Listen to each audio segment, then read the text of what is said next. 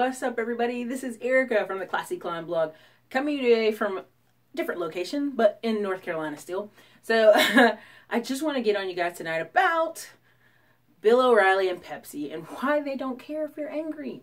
Because it's called Platform Building 101, and when you're deeply entrenched in multiple streams of income and you have a platform to say what you want, you have the power. So let me get into this really quickly. As many of you know, Bill O'Reilly said some things that were offensive, and now there's other accusations of other activities he possibly may have engaged in that are illegal. So most people say, well, get him off of Fox, get him off of there. But what people don't realize is Bill O'Reilly brings in $465 million in advertisers during his slotted showtime on Fox News. He's paid $18 million a year to be on Fox News every year. But you're not even counting in the millions of books he sells every time he drops a book. Now, there's a joke, you know, if you're in podcasting or YouTubing, it's like, if I want a boat every year or I want to go on a big trip every year, what should I do? Drop a book. And that's for people with big readers, you know, big time subscribers, big followings. You know, think about, there's just several people we can name off, and I'm trying to be kind, who, if they dropped a book right now, they'd have, you know, 50,000 sales in books. And they know it, and they're okay with it. So imagine if you control the books on your platform. Example, Glenn Beck, every year he drops a book. Almost every year, every other year. And they still sell out about 500,000 copies.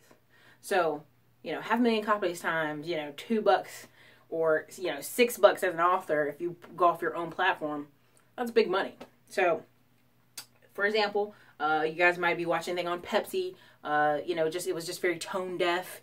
It was like, that's not something to joke about or make a commercial about. And they just kind of missed the whole thing. So here's some of the brands. And the reason I'm going to talk to you about platform building and when you control things is, this is Big Inc. right here. We'll move out the way a little bit so you guys see. Big Inc. has cash, has platform, has companies, has real estate. Now here's an example of Big Inc. And Big Inc. is Pepsi. Now here's some of the companies underneath the holding company of PepsiCo. And that is Quaker Oats, Life Cereal, Chewy, Aunt Jemima, Harvest Crunch, Pizza Hut, Taco Bell, KFC, Lay's, Sun Chips, Fritos, Ruffians, Doritos. We have Brink iced tea. We have Lipton iced tea. We have Mountain Dew. We have Aquafina, Pepsi, Tropicana, Gatorade, Amp, 7-Up, Ocean Spray, and Dole fruit juices. I can't even read all the rest that are on there. But that's just some of it. Now, another one is Sears. A lot of people complain about Sears going out of business. Their fashion hasn't been in touch with people. The retail locations haven't been that great. It doesn't matter. Sears has a very robust appliance department. And even though people went to Best Buy over the years and other different hardware stores, Sears was that location in every little small town. And so Sears to this day owns over 250, maybe 260 different small to big, small to large appliance companies from the East Coast to the West Coast. So they have so many other companies on top of additional 20 other retail companies, all these different companies under the umbrella of Sears. I actually know a lady who works at the call center. She's like, you'd be amazed at the call center day in and day out of companies that we own that we don't even know as employees, that just we get calls through the call center and they're referred through us, through the company they work with. And so it's super interesting to kind of see that complexity of a company. But you too can do this. This isn't just for the big shots. This isn't just for Bill O'Reilly. And this is the reason they don't care about you being angry, because they control their platform. Now this is you and this is you. Now this is, you know, a different you. This is job you, where your job is 99.9% of your income. Now, at the end of the day, you want to be investing in stocks and metals and lending club, real estate, REITs, land, farming. You know, let's say you get lucky and you got enough extra income after investing all these parts to get a side business going. I know several people who own several extra cars, rent them out on the app like Torino.com. They have a fleet of cars on Uber. There's a guy in Austin who actually took me up on, I talked about in the video, about how the airport was having shuttle issues. And you could actually get a shuttle van, no money down, and you could purchase routes. And so in that route, he has 2 people working for him because he has a full-time job. So that's an actual side business. You know, I even Some points I describe myself as having a side business, but really I own a painting company, but I don't do any paint. I have workers who do painting. I have persons who handle the fold, liens come in. You know, I have an integral part in it, but it's just a different perspective of looking at it than everyday life, correct? So that's the hope of somebody with a job. But what happens? 76% of people live paycheck to paycheck, so they're not even doing any of that. They may have some 401k that's sparked by their job, but they don't have big plans, right? And a lot of people over 50 don't even have $10,000 in their account. That's just awful, right? But here's other you. Let's say this is you who, you know, you got laid off, but you have a podcast and you talk about sports. Because you and a couple guys you know love talking about sports. Well, you guys keep talking about sports and you do pretty daggone well. So now you start getting sponsorships. People who want to pay you $2,000 to $20,000 a month. You know, Colin Cowherd, all these people off ESPN that left and made little shows. They're getting these kind of sponsorships. Let's say they're selling ad space on their website that hosts the podcast. You know, and they're selling each space for $100 to $500 a month. You know, if they get 4 $500 spots sold, that's $2,000 a month. Books. They write a book about how I lost my job and now I made a podcast. I'm a sports guy or girl, and here's my book. And of course, if you've got, you know, 100,000 subscribers, or let's say you even have 20,000 subscribers, you know, if 1,000 of them buy your book, you still did better than most people out there.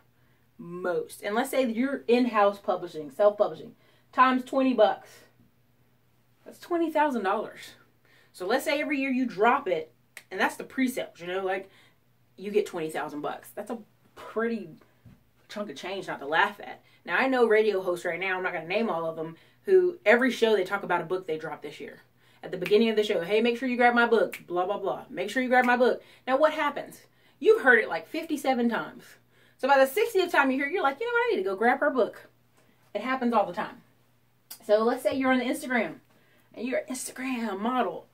Same thing applies for you. That Instagram model can start doing podcasting, can start doing YouTube, can start doing books, having sponsorships, being a supplement model, right? And if they're smart, keyword here, they'll, and YouTube as well, because people are arguing about the monetization, they will start investing in stocks, bonds, lending club, REITs. They will do that first because it's not guaranteed. Everyone knows if you're on YouTube, if you're on any of these platforms that are not your own, you should always have one, own your name, a website with your name on it, and two, at least 2 or 3 or 4 websites where people can go and buy things from you, talk to you, donate to you, all those good things.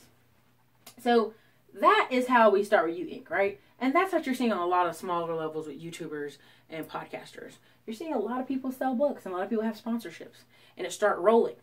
Now let's kick it over to You Inc. over here. You're going to say, Erica, that's nice and well, but I don't know how to do that.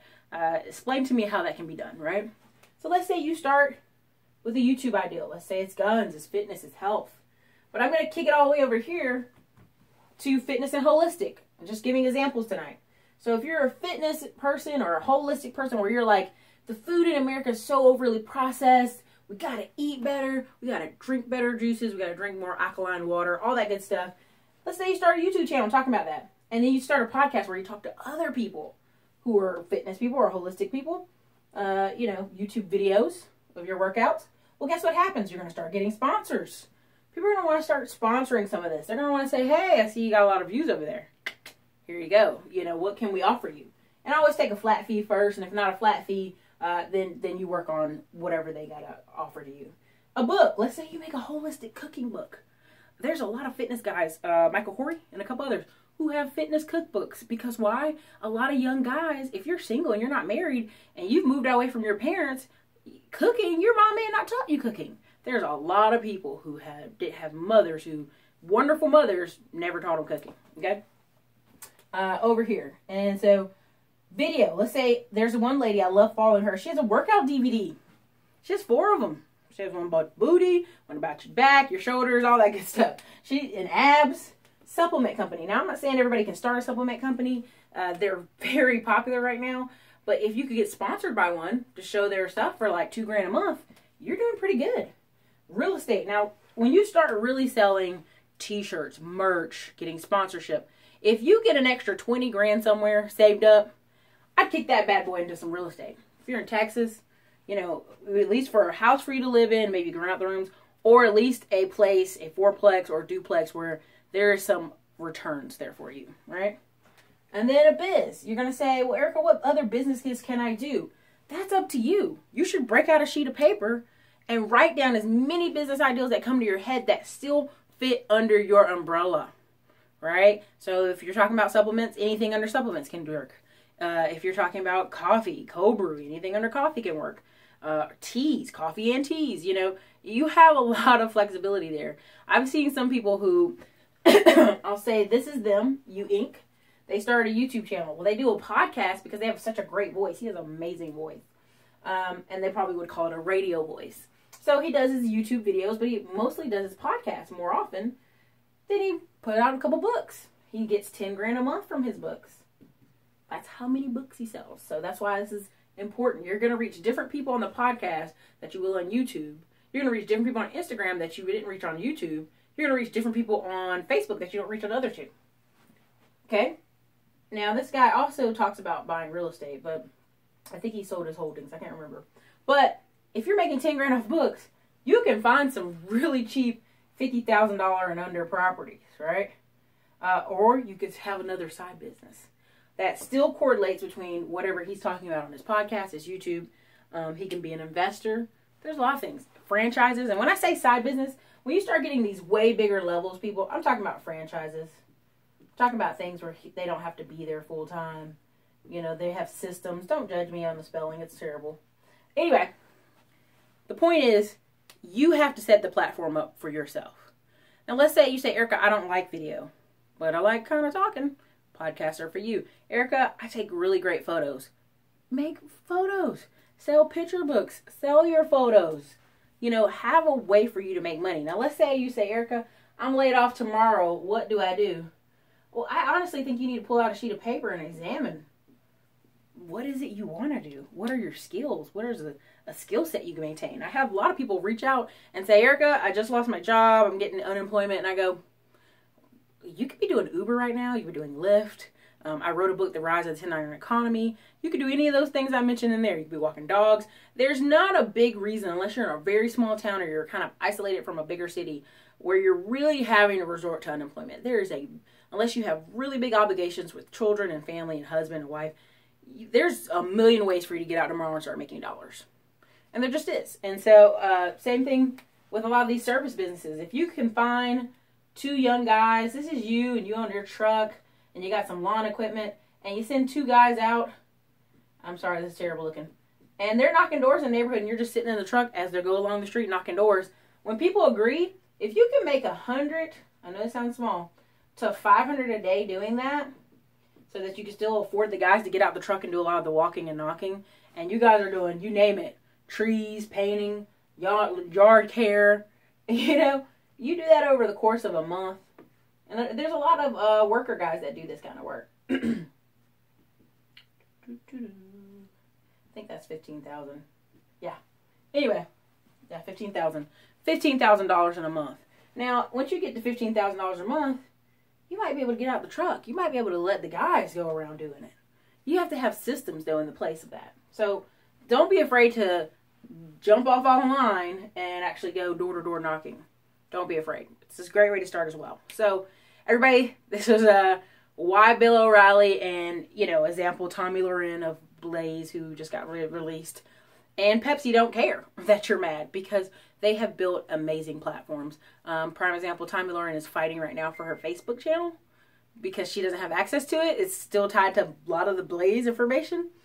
But the key is, there's like 1 million people on there. Now, if she goes tomorrow and goes, hey, y'all, here's the pre-sale button for the book. And it says, my life so far, Tommy Loren. Right? Out of that 1 million, if just 50,000 say, oh, I'm going to hit the pre-sale button. And they sell that book for, 50,000 people. They sell that book for $20 a pop. Homie girl has made $1 million. Now, I really think she'd probably actually do $500,000 in sales. Now, I know it sounds crazy, but I really do believe that. That's $10 million right there. That's a great parachute to start over with. So, Everybody, this is Erica, Classy Climb Blog. You guys have a great night.